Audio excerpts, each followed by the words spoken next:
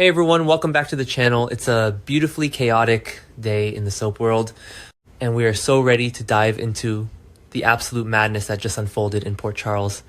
Grab your coffee, your tea, or maybe something stronger, because we have a lot of ground to cover today regarding our favorite residents and in the absolute mess they have gotten themselves into.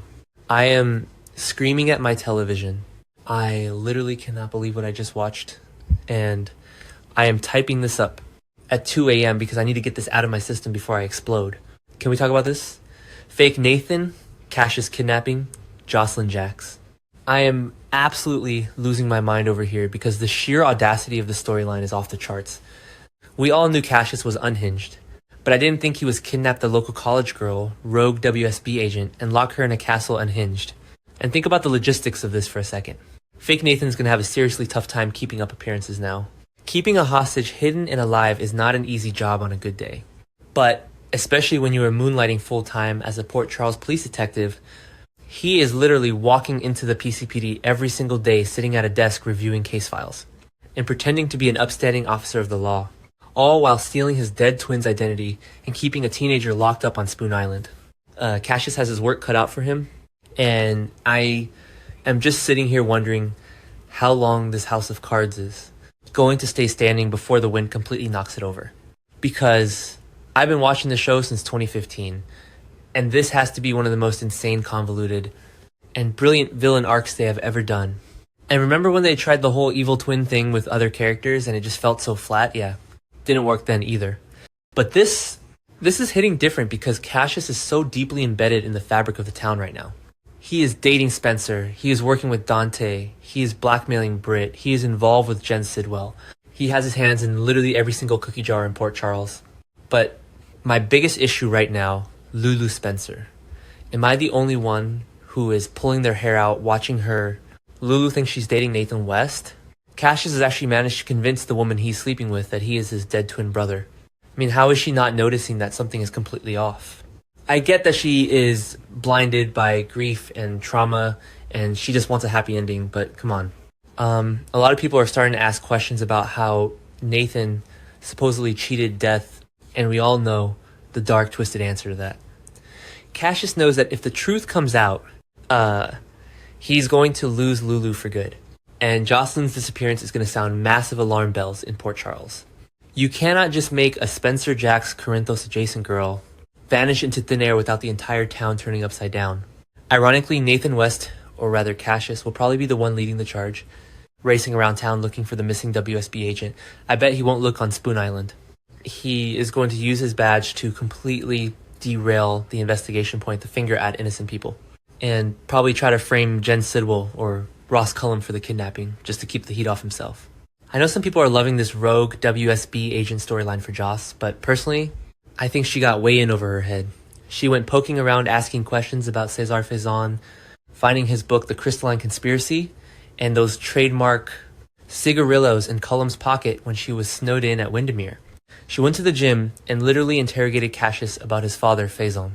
And we all saw the mask slip. We saw Cassius drop the sweet, goofy Nathan persona and get super dark and defensive. Jocelyn pushed too hard, and now she is paying the price in a dungeon at Windermere. Thank God for Dante Falconeri. I mean, honestly, Dante is the only competent cop in this entire town half the time. Dante might already have a hunch that Nathan could be involved, especially after the clues that Joss found before her disappearance. Dante is already investigating the Marco Rios murder. He is already sniffing around Ross Cullum, and he is already highly suspicious of Lulu because she has been acting so weird about Rocco's cut hand. Dante's detective instincts are finally kicking into high gear, and I am so here for it. According to the latest spoilers, Dante will probably try to warn his ex-wife about her new boyfriend. You just know Dante's going to pull Lulu aside probably at Kelly's or Bobby's and give her that intense, protective look he always gives her. He is going to tell her that something is wrong with Nathan, that his alibis don't match up, that his behavior is erratic, that he is somehow connected to Jocelyn going missing. And Lulu's going to fight him on it at first, because she always does. She's going to accuse Dante of being jealous. Wait, I'm getting ahead of myself, but remember when Dante and Lulu used to fight like this back in the day? when he was undercover and she was always getting in the middle of his cases. God, I miss the classic Dante dynamic.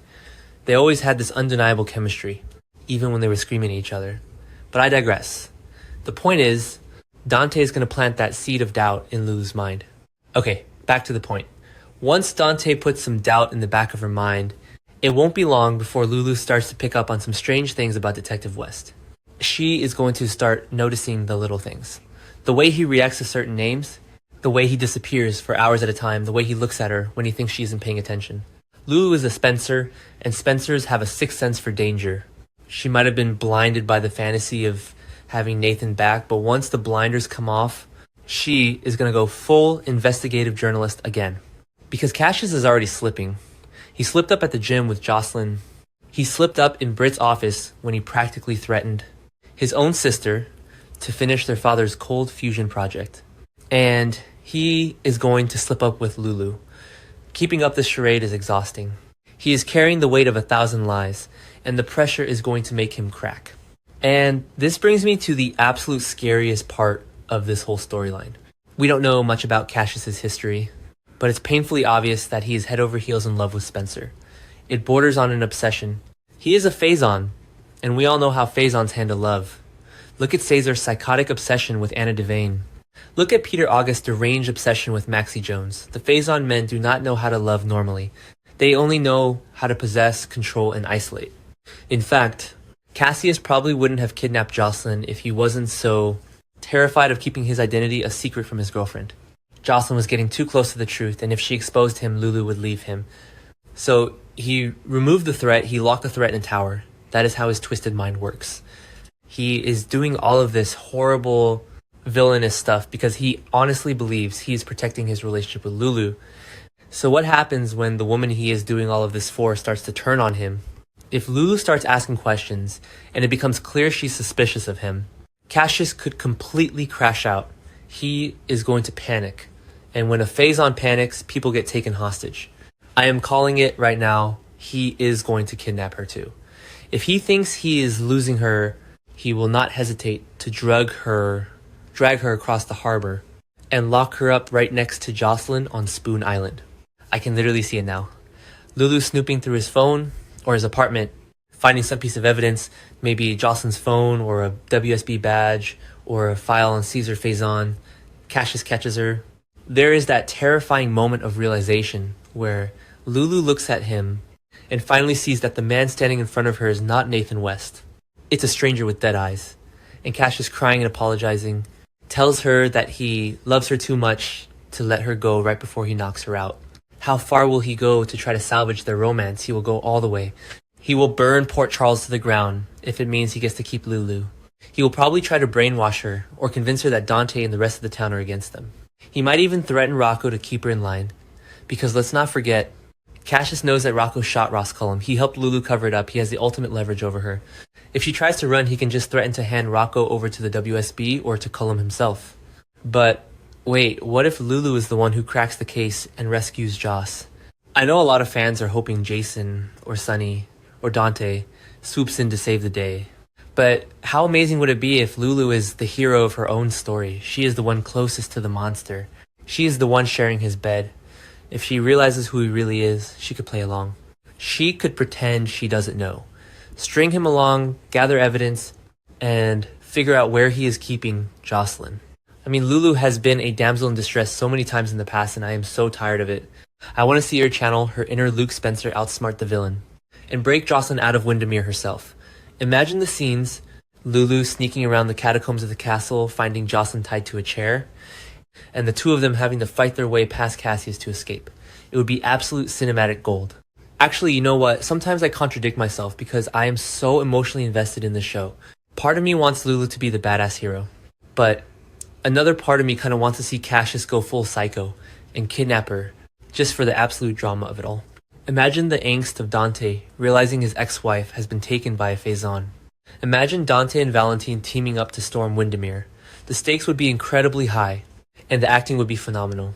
I know some people are loving this Cassius character and think he's a great addition to the canvas, but personally I am ready for his reign of terror to be exposed.